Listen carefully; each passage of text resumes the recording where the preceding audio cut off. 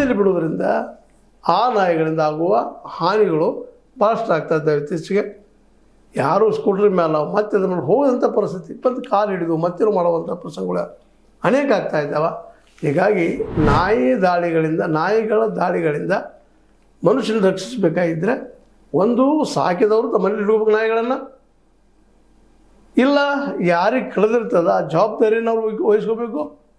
ಅದ್ಯಾವುದೂ ಇಲ್ಲಂದರೆ ಅವ್ರನ್ನ ಕಾಡಿಗೆ ಬಿಡೋದು ಯೋಗ್ಯ ಅಲ್ಲೇನೋ ವಿಚಾರ ಮಾಡ್ರಿ ಎಲ್ಲರೂ.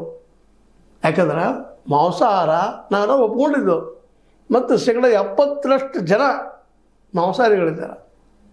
ಪ್ರಾಣಿಗಳೇನು ಮಾಂಸಾಹಾರಿ ಮತ್ತು ಸಸ್ಯಾಹಾರಿಗಳಿದ್ದಾರೆ.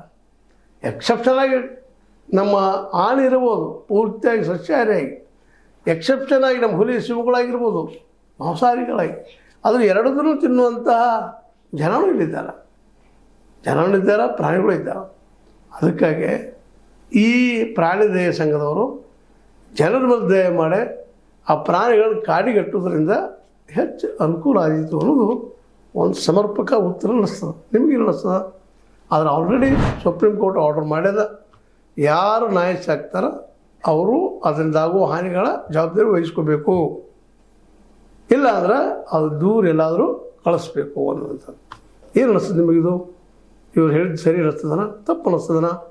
ಪ್ರಾಣಿ ಪ್ರಿಯರ್ಸ್ ಉತ್ತರ ಕೊಡ್ರಿ ಇದಕ್ಕೆ, ಇಲ್ಲಂತಲ್ಲ. ಯಾಕೆಂತಂದ್ರೆ ಈ ಸಮಸ್ಯೆಗೆ ಒಂದು ಪರಿಹಾರ ಬೇಕಾಗಿದೆ ಅಂತ ಹೇಳ್ತಾ, ಇದು ನಿಮ್ಗೆ ಲೈಕ್ ಆಗಿರ್ಬೋದು, ಲೈಕ್ ಮಾಡಿ, ಶೇರ್ ಮಾಡಿ, ಕಾಮೆಂಟ್ ಮಾಡಿ, ಜೊತೆ ಸಬ್ಸ್ಕ್ರೈಬ್ ನಿಲ್ಲಿಸ್ಕೊಂಡು 16 ನ್ಯೂಸ್ ಅರ್ಥಾತ್ ಹೇ ಸೀತಾರಾಮ ಸತ್ಯದ ಕೈಗಳಲ್ಲಿ ವಂದನೆಗಳು.